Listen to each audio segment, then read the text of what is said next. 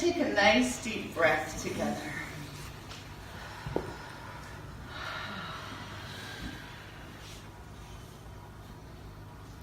With each breath, we are renewed, reborn.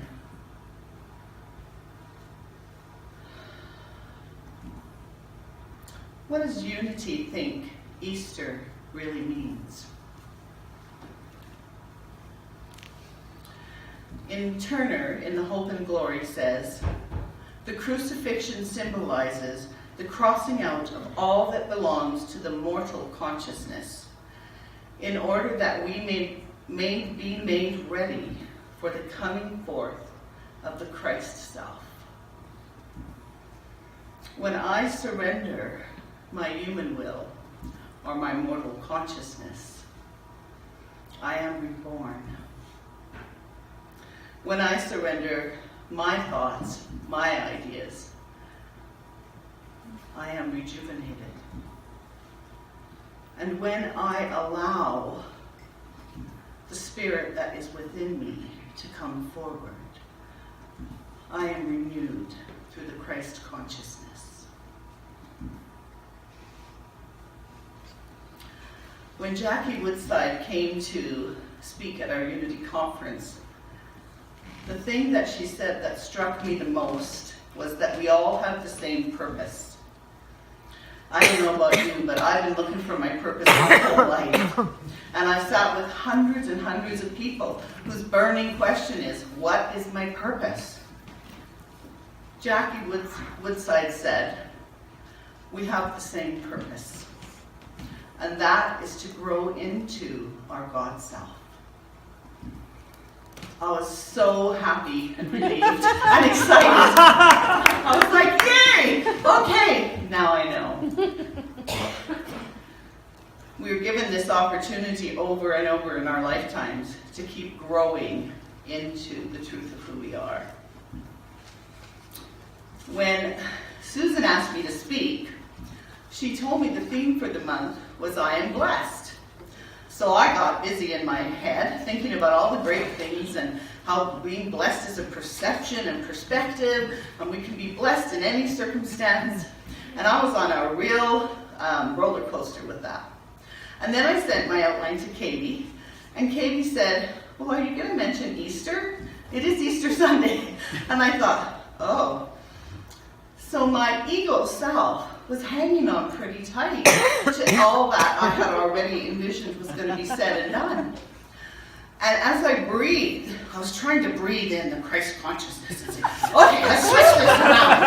And I struggled, I wonder why, for about a week, and suffered. And then the whole time I was struggling and suffering and thinking, how can I blend it all together and hang on to what I originally thought was for the best. And at the same time, I heard this other voice laughing. Janice, you're so funny, because you're never going to find the Christ consciousness in that thought of your ego of hanging on. When I finally got it, surrendered, the Christ consciousness flowed through me, and it was a relief. Myrtle Fillmore describes this in the book, Letting God Help You, How to Let God Help You. She says, stop trying so hard to know that everything is as it should be. Just rest your mind, rest your heart, rest your emotions and your body in God mind. When you are truly thinking God, you cannot struggle to do anything. It is when you are thinking of self that you struggle, and I add suffering, and see nothing but darkness and grief and failure. What Myrtle and many other New Thought leaders are trying to say is that there's no separation. There is no room for this idea that I'm on my own out here. Christ lives within each of us. And if I can surrender my human nature and my ego mind, I can breathe into the Christ consciousness. No more separation. No more suffering.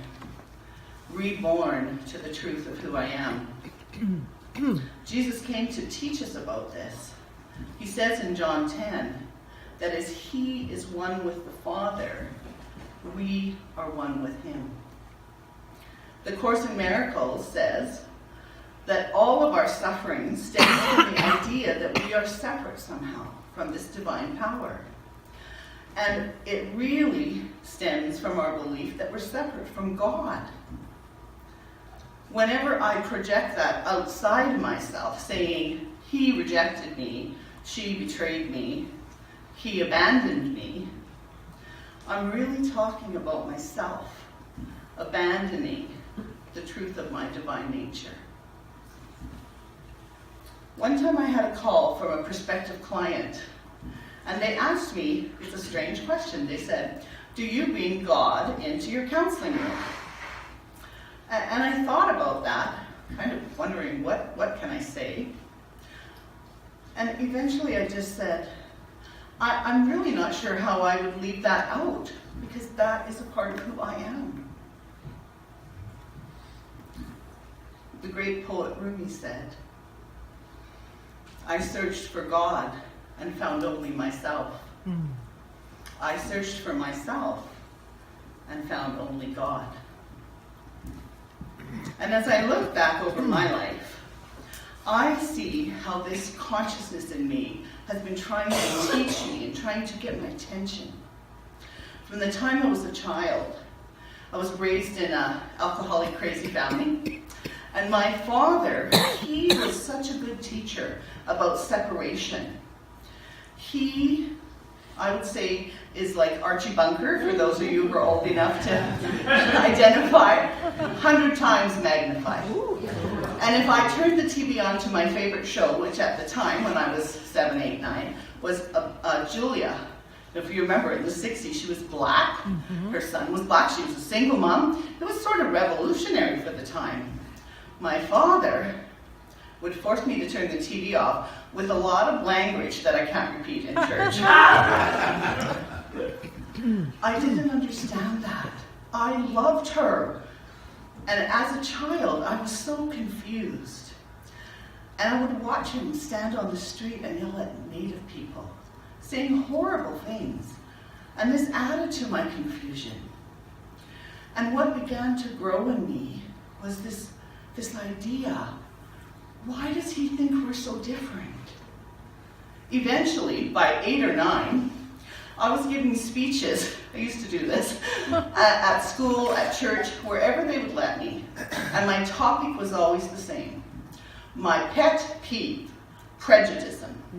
And I would spew that out and speak loud and clear about prejudice. And I have my father to thank for that sensitivity. In later years, when I was a young single mom around in my 30s, my eldest brother, who was also an addict, passed away. And I had another opportunity to learn more deeply about this idea of being one. Because I was the only person in Lethbridge who was able to arrange his funeral, it fell to me. And I had no money, and he had no money. So I phoned my siblings. One who was a lawyer, right? He's passed, so he knows the story. And I said, I need help. And my siblings refused. They didn't have very fond feelings of my brother. And rightly so, from their experiences. However, again, in my self-righteous way, I decided I was going to give a talk, a eulogy, at his graveside that would teach them a lesson. And so I started to prepare this talk about how God sees on the inside of a man and judges him from his heart.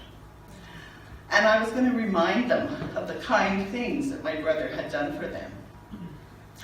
As I was, if you've experienced death, you're highly sensitive to spiritual input. As I was preparing this talk, it occurred to me that the same judgment that they had put on my brother, I was putting on them. Yeah. And I began to see a circle of how I was separating myself and seeing myself as different. And even to this day, both my father and my brother also have the Christ consciousness within them. I feel that now that they've passed in particular. When I was a young woman, and it's so interesting because Laura shared last week about how she was overcome and filled with that Christ consciousness. I had a very similar experience. And I was kneeling to pray, asking and begging and pleading, as I used to do, for God to help me. I was a single mom going to university, broke. And I felt within me something that brings tears to my eyes to this day. And I identified it as Christ at that time. And the voice that spoke to me said, I asked the question, why would you die for me? I'm worthless. And the voice said, because I wanted to, because I love you. And this warmth rose up from inside of me that I had never experienced before. And it filled me with such love and such comfort and such a feeling of well-being. That experience changed me.